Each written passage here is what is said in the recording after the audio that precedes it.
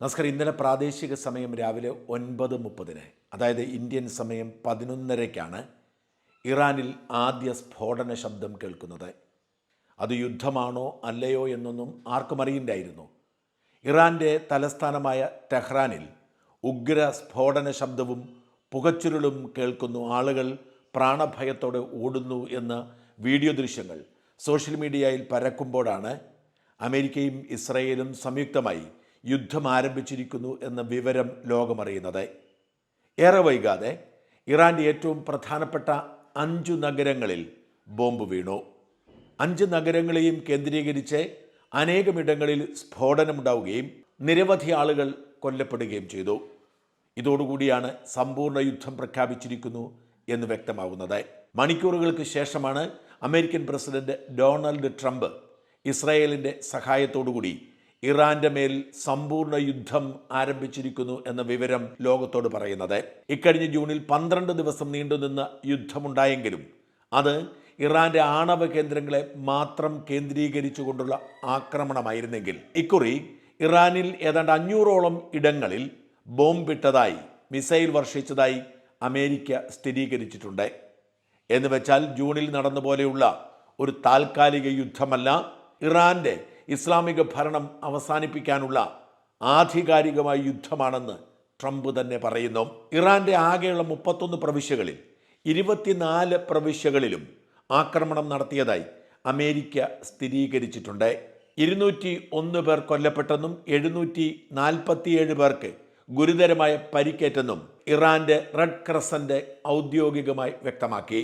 ഇറാനിലെ ഒരു പ്രൈമറി സ്കൂളിൽ നടന്ന ബോംബാക്രമണത്തിൽ 87 കുട്ടികൾ കൊല്ലപ്പെട്ടതും ഇക്കൂട്ടത്തിൽ പെടുമെന്നാണ് ഇറാനിയൻ മാധ്യമങ്ങൾ റിപ്പോർട്ട് ചെയ്യുന്നത്. എന്ന് വെച്ചാൽ ഇസ്രയേലും അമേരിക്കയും സംയുക്തമായി ഇറാൻ്റെ മേൽ അതിശക്തമായ യുദ്ധം പ്രഖ്യാപിച്ചിരിക്കുന്നു.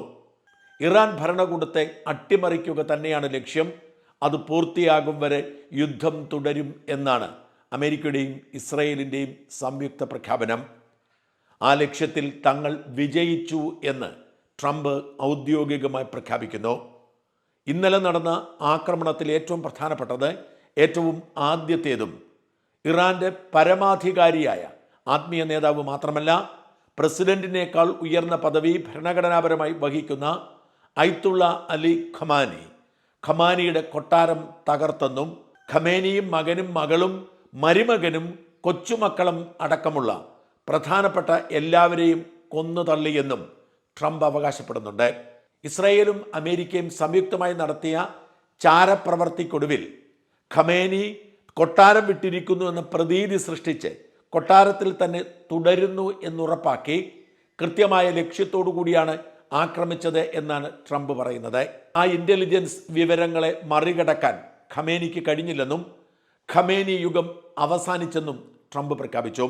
നെതന്യാഹു ഔദ്യോഗികമായി പ്രതികരിച്ചില്ലെങ്കിലും ഖമേനിയുടെ മൃതദേഹത്തിൻ്റെ ഫോട്ടോ എന്ന് അവകാശപ്പെട്ടുകൊണ്ട് അവശിഷ്ടങ്ങൾക്കിടയിൽ നിന്നും ലഭിച്ച ഒരു മൃതദേഹത്തിൻ്റെ ചിത്രവും കാണിച്ചു.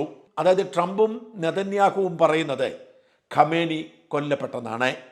എന്നാൽ ഇറാൻ ഇതേക്കുറിച്ച് ഔദ്യോഗികമായി ഒന്നും പറഞ്ഞിട്ടില്ല. മാത്രമല്ല, അതിനുശേഷം ഖമേനിയുടെ ഔദ്യോഗിക എക്സ് അക്കൗണ്ടിൽ നിന്ന് ഈ യുദ്ധത്തെക്കുറിച്ചുള്ള പ്രതികരണം, ചെറുത്തുനിൽപ്പിനുള്ള ആഹ്വാനമുണ്ടായി.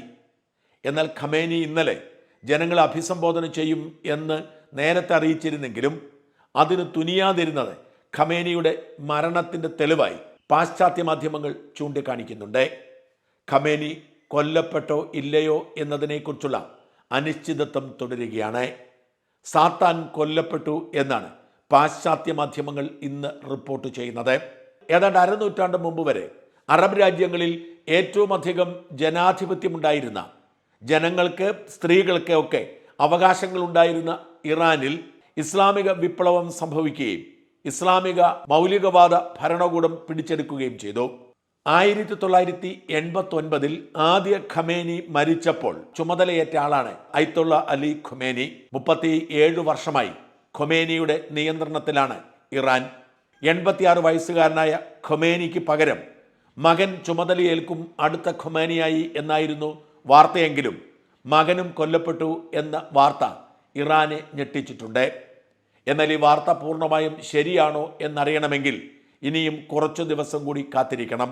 പലപ്പോഴും ഇത്തരം യുദ്ധങ്ങളിൽ ഏർപ്പെടുമ്പോൾ അമേരിക്കയും സഖ്യകക്ഷികളും യുദ്ധമുഖത്തുള്ള രാജ്യങ്ങളുടെയും ആത്മവിശ്വാസം തകർക്കാൻ, അവരെ പിന്തുണയ്ക്കുന്ന രാജ്യങ്ങളെ പിന്മാറാനൊക്കെ ഇത്തരം തന്ത്രങ്ങൾ ഉപയോഗിക്കാറുണ്ട്. ഔദ്യോഗികമായി ഈ മരണത്തിനെക്കുറിച്ചുള്ള സ്ഥിരീകരണത്തിന് ഇനിയും കാത്തിരിക്കേണ്ടി വരും. ചരിത്രത്തിലെ ഏറ്റവും നികൃഷ്ടനും നീചനുമായ കൊലയാളിയാണ്, ക്രൂരനായ മനുഷ്യനാണ്, കൊല്ലപ്പെട്ട സാത്താൻ എന്നാണ് ട്രംപിൻ്റെ അവകാശം. ഇറാൻ ജനതയ്ക്ക് വേണ്ടി മാത്രമല്ല, സമാധാനപ്രിയരായ ലോക ജനതയ്ക്ക് വേണ്ടിയാണ് ഞങ്ങൾ ഈ കൃത്യം ഏറ്റെടുത്തത്. ഇത് ഇറാൻ ജനതയുടെ സ്വാതന്ത്ര്യത്തിൻ്റെ ദിനങ്ങളാണ്. ഇത് സുവർണാവസരമാണ്. ഈ അവസരം നിങ്ങൾ വിനിയോഗിക്കുക, തെരുവിലിറങ്ങി ഇസ്ലാമിക ഭീകര ഭരണകൂടത്തിനെതിരെ പ്രതികരിക്കുക എന്നാണ് ട്രംപിൻ്റെ ആഹ്വാനം. അതേസമയം ഇറാൻ ശക്തമായ തിരിച്ചടി തുടരുന്നുണ്ട്. ഇറാന്റെ പ്രത്യാക്രമണം ഇസ്രായേലിന് നേരെ മാത്രമല്ല, അമേരിക്കയുടെ ഗൾഫ് രാജ്യങ്ങളിലുള്ള എല്ലാ മിലിറ്ററി ക്യാമ്പുകൾക്കും നേരെയാണ്. ഇസ്രായേലിലേക്ക് തുരുതുരെ ബാലിസ്റ്റിക് മിസൈലുകൾ അടക്കമുള്ളവ എത്തുന്നു എന്നാണ് റിപ്പോർട്ടുകൾ. ഇത് തന്നെയാണ് ഖത്തറും കുവൈറ്റും ബഹ്റൈനും UAE അടക്കമുള്ള അയൽ രാജ്യങ്ങളുടെയും സ്ഥിതി. ഇവിടെ നിന്നൊന്നും ഒരു വാർത്തയും കൃത്യമായി പുറത്തേക്ക് വരുന്നില്ല. മലയാളികൾ അടക്കമുള്ളവർ ആശങ്കയിലാണ്. അവർ വേദനയോടുകൂടി, ആശങ്കയോടുകൂടി ബന്ധുക്കളെയും സുഹൃത്തുക്കളെയും ഒക്കെ വിളിച്ച് സംസാരിക്കുന്നുണ്ട്. മിക്ക രാജ്യങ്ങളിൽ നിന്നും മലയാളികളുമായി ഞാൻ ടെലിഫോണിൽ സംസാരിക്കുന്നുണ്ട്. ഇസ്രായേലിൽ നിന്നടക്കം, ഇസ്രായേലിൽ നിന്നും ബഹ്റൈനിൽ നിന്നും UAE നിന്നും ഖത്തറിൽ നിന്നുമൊക്കെ മലയാളികൾ ആശങ്കയോടെ വിളിക്കുന്നുണ്ട്. അവരൊക്കെ പറയുന്നത് എങ്ങും സ്ഫോടന ശബ്ദങ്ങളാണ്, പുകച്ചുരുളുകൾ ഉയരുന്നത് കാണാം, വീട്ടിൽ ഇരിക്കാൻ ഭയമാണ്, ശബ്ദങ്ങൾ കേൾക്കുമ്പോൾ ഓടി രക്ഷപ്പെടുന്നു, വിജനമായ സ്ഥലത്ത് അഭയം തേടുന്നു എന്നാണ്. എന്നാൽ എല്ലാവരുടെയും മൊബൈൽ ഫോണിലേക്ക് അലേർട്ടുകൾ എത്തിക്കൊണ്ടിരിക്കുന്നു. എല്ലാവരോടും നിർദ്ദേശിച്ചിരിക്കുന്നത് സംയമനം പാലിക്കാനും സോഷ്യൽ മീഡിയയിൽ ഒരു പോസ്റ്റുകളും ഇടരുതേ എന്നുമാണ്. ഗൾഫ് രാജ്യങ്ങൾക്ക് നേരെയുണ്ടായ ആക്രമണത്തെക്കുറിച്ചും അവിടെ മലയാളികൾ അനുഭവിക്കുന്ന ആശങ്കയെക്കുറിച്ചുമൊക്കെയാണ് എൻ്റെ അടുത്ത വീഡിയോ. അതുകൊണ്ട് തന്നെ അതിൻ്റെ വിശദാംശങ്ങളിലേക്ക് ഇപ്പോൾ കടക്കുന്നില്ല. ഇവിടെ ഇറാൻ വെറുതെ ഇരിക്കുകയല്ല. അവർ അവരുടെ മിസൈലുകളും ഡ്രോണുകളും ആളില്ലാ യുദ്ധവിമാനങ്ങളും അയച്ച് പ്രതിരോധിച്ചുകൊണ്ടിരിക്കുന്നു എന്നത് തള്ളിക്കളയേണ്ടതല്ല. ഇസ്രയേലിലും പലയിടങ്ങളിലും ബോംബുകൾ വീഴുന്നുണ്ടെന്നും എന്നാൽ കാര്യമായ പരിക്കോ ആൾനാശമോ ഇല്ല എന്നുമാണ് റിപ്പോർട്ട്. ഇസ്രായേൽ ജനത മുഴുവൻ തന്നെ ബംഗറിലേക്ക് താമസം മാറ്റിയിരിക്കുന്നു. എല്ലാ സംവിധാനങ്ങളും അടഞ്ഞു കിടക്കുന്നു. ടെഹ്റാൻ, ബുഷേർ, ഖ്വം, ഖാരാജ്, കെർമാൻ, ഇസ്ഹാൻ എന്നീ ഇറാൻ നഗരങ്ങൾ ആക്രമിക്കപ്പെട്ടെന്ന് തന്നെയാണ് റിപ്പോർട്ടുകൾ. ഇറാന്റെ ശക്തമായ തിരിച്ചടിയെ നേരിടാൻ സംയുക്തമായി തന്നെ അറബ് രാജ്യങ്ങൾ ശ്രമിക്കുന്നുണ്ട്. അമേരിക്കയുടെ പ്രതീക്ഷയ്ക്കൊത്തു തന്നെയാണ് കാര്യങ്ങളുടെ പോക്ക്. അമേരിക്കയും ഇസ്രായേലും ആദ്യം ആശങ്കപ്പെട്ടത് ഇറാനെതിരെ ആക്രമണം ഉണ്ടാവുമ്പോൾ അറബ് രാജ്യങ്ങൾ ഒരുമിച്ച് എതിർക്കുമോ എന്നതായിരുന്നു. എന്നാൽ അമേരിക്കയെ ആക്രമിക്കാൻ കഴിയാത്തതുകൊണ്ട് ഇറാൻ ആക്രമിച്ചത് അമേരിക്കൻ വ്യോമതാവളങ്ങളുള്ള അയൽ രാജ്യങ്ങളെയാണ്. ഈ അയൽ രാജ്യങ്ങൾ എല്ലാവരും ഇതോടുകൂടി ഒരുമിച്ച് അമേരിക്കയ്ക്കും ഇസ്രായേലിനുമൊപ്പം നിന്ന് ഇറാനെതിരെ തിരിഞ്ഞിരിക്കുന്നു. ഏതാണ്ട് 30ഓളം ബങ്കർ ബസ്റ്ററുകൾ ഉപയോഗിച്ചാണ് ഖമേനിയുടെ കൊട്ടാരം തച്ചുടച്ചതെന്ന് റിപ്പോർട്ടുകളുണ്ട്. ഇതിനിടയിൽ ഇറാൻ ഹോർമൂസ് കടലിടുക്ക് അടച്ചിട്ടുണ്ട്.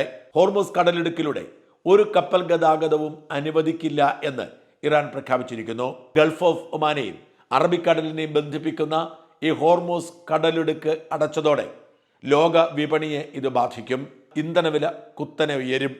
സൗദിയും UAE അടക്കമുള്ള രാജ്യങ്ങൾ എണ്ണ അയക്കുന്നത് ഹോർമൂസ് കടലിടുക്കിലൂടെയാണ്. വലിയ തോതിലുള്ള എണ്ണ പ്രതിസന്ധിക്ക് ഇത് കാരണമായേക്കുമെന്നാണ് റിപ്പോർട്ട്. ഇറാന്റെ ഭരണകൂടത്തെ അട്ടിമറിച്ച് അവിടെ സമാന്തര ഭരണം ഒരുക്കാതെ യുദ്ധം അവസാനിപ്പിക്കില്ല എന്ന് അമേരിക്കയും ഇസ്രായേലും പ്രഖ്യാപിക്കുമ്പോൾ ലോകം നേരിടുന്നത് വലിയ ഒരു യുദ്ധത്തെ തന്നെയാണ്. ആരും സുരക്ഷിതരല്ലാത്ത ഒരു യുദ്ധത്തെ.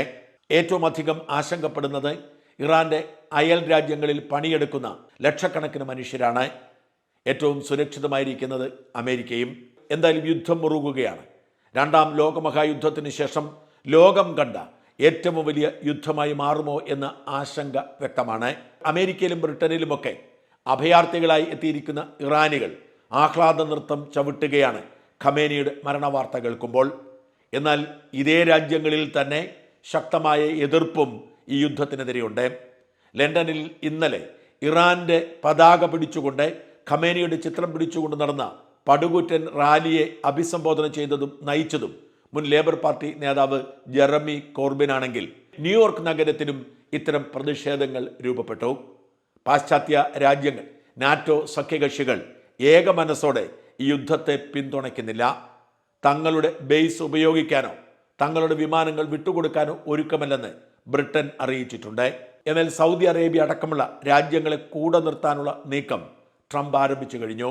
സൗദി കിരീടാവകാശിയെ വിളിച്ച് എല്ലാ പിന്തുണയും അമേരിക്കൻ പ്രസിഡന്റ് ഡൊണാൾഡ് ട്രംപ് നൽകിയതായി ഏറ്റവും ഒടുവിലത്തെ റിപ്പോർട്ടിൽ പറയുന്നു. ഗൾഫ് രാജ്യങ്ങൾ ഇതെങ്ങനെ ബാധിക്കുന്നു, ഏതെല്ലാം തരത്തിൽ ആക്രമണം വ്യാപിച്ചിരിക്കുന്നു എന്നതിനെക്കുറിച്ച് എന്നതറിയാൻ അടുത്ത വീഡിയോയ്ക്കായി കാത്തിരിക്കുക.